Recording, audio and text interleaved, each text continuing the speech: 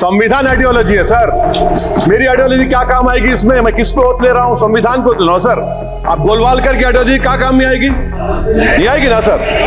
संविधान की विचारधारा तो एक ही है। संविधान के अनुसार हम चलेंगे। संविधान की जो मूल भावना है उसको हम विकृत नहीं करेंगे, वही हमारा उद्देश्य होना चाहिए। और इसके पीछे का मूल भाव है, संविधान समुद्र है, वह महासमुद्र है जिसमें सारी आइडियोलॉजीज आके समाहित होती है। चाहे हमारी आइडियोलॉजी है, चाहे उनकी आइडियोलॉजी है, उनको समाहित अंततोगत्वा समुद्र में ही होना पड़ेगा। और दुनिया में भारत का एक ऐसा संविधान है जिसमें सभी जातियां, धर्म, भाषा की मान्यता है। ये ताकत भारत के संविधान है। So we should remember that. I am not saying today we are not, the house doesn't run on constitution, but there were days when caste system was the rule of the land. Yes. We cannot go back to that. Today social justice is what the constitution upholds. पीछे रखा एक line आपका mic थोड़ी बंद कर रहा हूं। एक लाइन में मैं कहता हूं कि राजनीतिक दल विचारधारा पर आधारित बने हैं, बनते हैं। संसार में शासन संविधान के अनुसार चलता है। लोग तुम्हारी दुश्मनी से डरते हैं, मैं तुम्हारी दोस्ती से डरता हूं सर। अभी कई सारे मित्रों ने एक वितर्क को, या उसको कैसे कहूं, उस शब्द को मैं शायद मेरे पास शब्द नहीं हो रहा है।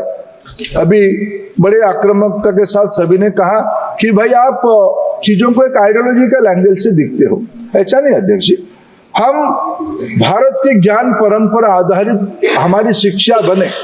मैं इस सदन में एक विषय को फिर कई बार दोहराया हूं, आज भी आपकी अनुमति से दोहराऊंगा। हम सभी लोगों को एक चीज को भूलना नहीं चाहिए। 1835 में जब भारत की उस समय के एक प्रशासक जो शिक्षा देखते थे, मैकॉले, ब्रिटिश पार्लियामेंट में क्या भाषण दिए थे? उन्होंने कहा था कि भारत एक अद्भुत देश है, भारत को ऐसे जीता नहीं जा सकता है। भारत में कई सारे विषयों में मूलभूत धारणाएं कुछ अलग है। जब तक हम उसकी संस्कृति को मटियामिट नहीं करेंगे, उनको अगर जमीन तक नहीं लेके आएंगे, तब तक भारत को जीतना संभव नहीं। इसलिए भारत की शिक्षा व्यवस्था को हमको नष्ट करना पड़ेगा, एक पाश्चात्य ढांचा को हमारे ऊपर थोपना चाहिए, ऐसा मैकॉले का रिकमेंडेशन है। इसीलिए आज हमारी मान्यता है, हमें 21वीं सदी में भारतीयता के ऊपर, मैं अगर अनुमति दूं तो मेरे बहन कानीमोझी जी स्मित हास्य कर रहे हैं, मैं उनको कहूं भारतीयता का अर्थ क्या है? तिरुकुरुर को सभी भाषाओं में कानीमोझी पढ़ाना मेरे लिए भारतीयता है। शायद आप उसमें सहमत होंगे। तिरुवल्लुर की साहित्य को देश भर में ले जाना, शायद ये मेरे लिए भारतीयता है। मैं अध्यक्ष जी श्री अरविंद को, इससे तो खुश हो जाएगी, दूसरे आपने बोल दी ना नाराज जाएगी सर। मैं अध्यक्ष जी, वास्तव में कोई भेद है नहीं है, भेद तो है राजनीतिक कारण से। They're doing that. Honorable member, you must know, we're exactly doing that. मैं अभी श्री अरविंद जी को कोट करना चाहता हूं। मेरे मित्र ओवैसी जी भी आ गए, अच्छा लगा। ओवैसी जी के साथ थोड़ा रहने से अच्छा लगता है। श्री अरविंद कहते हैं शिक्षा के बारे में, education should be in accordance. Shri Arvind ji को मैं कोट करता हूं, education should be in accordance with the needs of modern life, needs of modern life, but include the core ideas and method of ancient education. अध्यक्ष जी, इसमें क्यों चिंता होनी चाहिए? किसमें क्या आइडियोलॉजी है? अगर मैं तिरुकुरुर की बात कहूं, अगर मैं तिरुवल्लुर की बात करूं, अगर मैं श्री अरविंद की वैश्विक कल्पना को सामने रखूं, ये तो कोई आइडियोलॉजी नहीं है। नहीं, एक बात बताइए, कोई भी दल की सरकार आइडियोलॉजी से आती है ना, विचारधारा को लेकर चलते हो ना।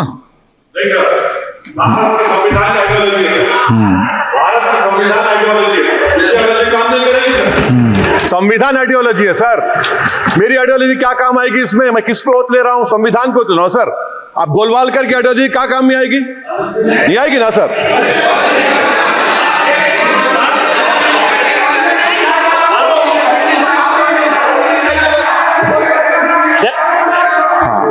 आप बोलिए निशिकांत जी। सारी पॉलिटिकल पार्टी अपना मैनिफेस्टो घोषणा पत्र लेके जनता के सामने जाती है और जनता विचारधारा के आधार पर उसको वोट करती है और उसी को इम्प्लीमेंट करना उस सरकार का काम है जो उस विचारधारा और हम संविधान को मानते हैं, यही कहते हैं। संविधान में सभी पॉलिटिकल पार्टी की आस्था है, इसीलिए वो रजिस्टर्ड पॉलिटिकल पार्टी है। इसीलिए संविधान अलग है, आइडियोलॉजी अलग है। जो विषय रख रहे थे मंत्री जी, राजनीतिक आइडियोलॉजी की बात कर रहे थे। रामजी लाल वर्मा जी आपके कुछ कह रहे थे?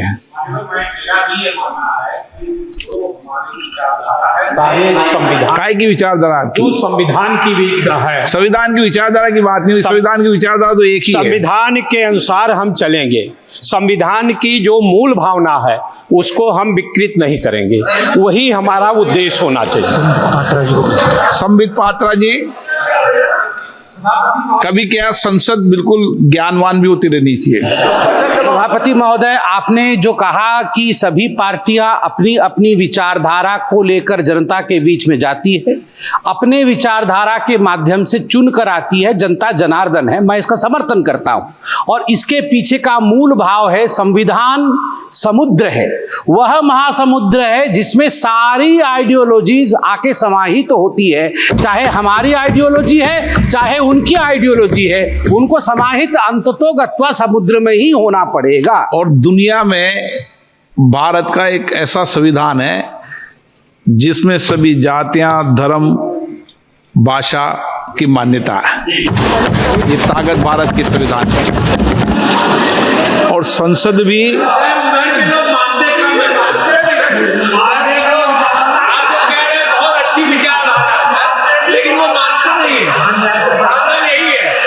माननीय मंत्री जी,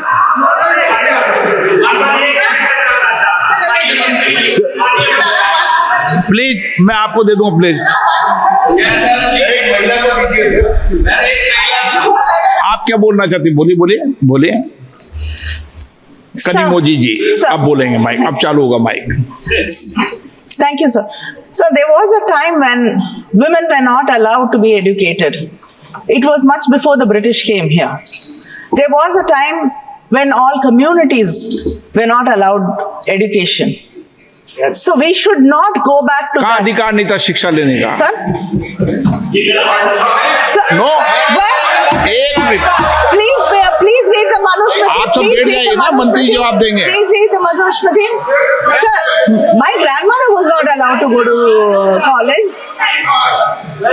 Sir, every caste and community. Bharat के संविधान में एक मिनट भारत I के am not संविधान talking में about the कभी भी constitution, sir. I'm talking वर्ग about- और लिंग के आधार पर हमने शिक्षा का बंटवारा कभी नहीं किया। माननीय मंत्री जी, अध्यक्ष जी, अब तमिलनाडु में किया हो तो पता नहीं मुझे, बाकी यहाँ तो नहीं किया देश में। अच्छा, एक मिनट माननीय मंत्री जी, आप पूरी बात कर लें, आप बात पूरी कर लें। Sir, आपकी कहा कि आपकी माता जी को विद्यालय में जाने के लिए रोका, ग्रैंड मदर को। वो सामाजिक रूप से अलग अलग प्रदेशों के अंदर इस विषय को लेकर आंदोलन हुए थे, लेकिन संविधान के अंदर हमेशा हम संविधान से चलते हैं, संसद संविधान में चलती है। संविधान में कभी किसी को रोकने का अधिकार संविधान में कभी नहीं रहा, डिबेट में रहा। yes, sir. Sir, Baba Saheb Ambedkar said that caste system. 52 के पहले तो अंग्रेजों का राज था, उसके लिए तो लड़ाई लड़ी अपन ने। Sir, caste system is not the division of labor, but it's a division of laborers. So we should remember that. I am not saying today we are not, the house doesn't run on constitution, but there were days when caste system was the rule of the land. Yes. We cannot go back to that. Today, social justice is what the constitution upholds. And that is what I'm talking about. Arjun Meghwal जी करो तो हाँ, अध्यक्ष जी, जो आपने विषय रखा, एक line आपका माइक थोड़ी बंद कर रहा हूं। एक लाइन में मैं कहता हूं कि राजनीतिक दल विचारधारा पर आधारित बने हैं, बनते हैं। संसार में शासन संविधान के अनुसार चलता है। ओके, माननीय मंत्री जी आप बैठ जाइए, आप बैठ जाइए।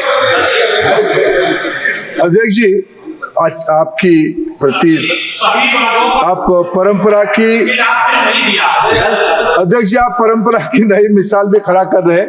शायद इन दिनों में शायद हाउस इसीलिए है, एक अच्छा विषय पे पक्ष विपक्ष रहे, चर्चा हो, उसमें से कुछ अमृत निकलना ही निकलना है। सब डेमोक्रेसी की ही शर्त है साहब। भारत के अंदर ही डेमोक्रेसी से ही हम आज 400 करोड़ से 48 लाख करोड़ तक के बजट को बढ़े हैं।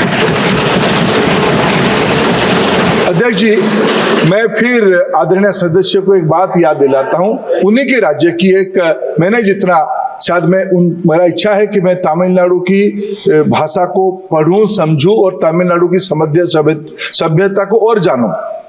इसी संसद की जब नींव रखा गया था, इस नया भवन की जब नींव रखा गया था, माननीय प्रधानमंत्री जी ने एक भाषण दिया था। आप भी आदरणीय अध्यक्ष जी उपस्थित थे, आप भी मंच पे थे। प्रधानमंत्री जी ने कहा कि देश विश्व में प्रजातंत्र के बारे में कई धारणा है, भारत प्रजातंत्र की जननी है। भारत में कब प्रजातंत्र के बारे में सोचा गया? तमिलनाडु की तंजावुर के पास 4th सेंचुरी में, उन दिनों में पंचायत व्यवस्था कैसे रहेगी और पंचायत में अगर कोई प्रतिनिधि को, कोई चुने हुए व्यक्ति को कुछ गड़बड़ी किया, निकालना कैसा है, उसकी भी एसओपी उस शिलालेख में लिखा गया था। ये मेरे भारत की सभ्यता है, यही अध्यक्ष जी मेरा आइडियोलॉजी है, इसी को लेकर मैं गौरव कर रहा हूं। दूसरी बात रहा महिलाओं के बारे में कहा गया। अध्यक्ष जी, मैं जिस प्रांत से आता हूं वो मेरा महाप्रभु की प्रांत है, मेरा परिचय महाप्रभु जगन्नाथ है। महाप्रभु जगन्नाथ जी की धर्मपत्नी महालक्ष्मी है। 1500 सदी में माँ महालक्ष्मी ने, एक लोक कथा में है, महाप्रभु जगन्नाथ जी और उनके बड़े भाई जात पात की बात की है। महालक्ष्मी जी को पसंद नहीं हुई। महालक्ष्मी किचन के इंचार्ज थे, वो घर छोड़ के किचन बंद कर दिया, उनको भूखो रहना पड़ा। फिर जाके माफी मांगा, महाप्रभु ने माफी मांगा अपनी धर्मपत्नी को, माफ करो, हम जात पात की बात नहीं करेंगे। ये 1500 सदी में मेरे वहां के फिलोसोफर बलराम दास जी ने लिखा है। मेरे सभ्यता में महिलाओं को महिमा मंडन, मैं तो अर्धनारीश्वर का पूजक हूँ। सब मैं महाप्रभु शिव भगवान की, तो भगवान की फोटो दिखाया गया था, तब ठीक संबित पात्र ने भी याद दिलाया था। शिव भगवान की आधे पार्वती है, आधे शिव जी है। इसकी अर्थ मेरा सभ्यता अर्धनारीश्वर को पूजा करता है, और मैं सर यही मेरा आइडियोलॉजी है। और उसमें कोई विषय में ये किसी की अध्यक्ष जी, इस सदन में शिक्षा के ऊपर चर्चा करते हुए ये कहा गया कि यहाँ आपको बाद में पता चला, नो, देश के लिए मिले हैं। देखो, हम तो देश के विकास करने के लिए आपको तो नेता बनाना चाहते हैं, आप आगे बढ़ो, इसकी चिंता मत करो। देश को आगे ले जाने के लिए किसी के हमारे भाई, आपके मन में विद्वेष है, आपके मन में असूया है, आपके मन में असहिष्णुता है, मेरे मन में कुछ नहीं है, मेरे नेता के मन में कुछ नहीं है। हम ऐसे बिरादरी के लोग हैं, देश को आगे बढ़ाने के लिए कुछ भी करेंगे। आदरणीय लालजी वर्मा साहब। हाँ बोलिए ओबीसी जी।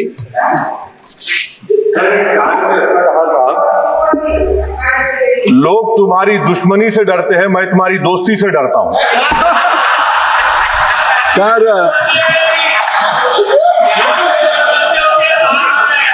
सर हम घूमते, यही तो सदन है।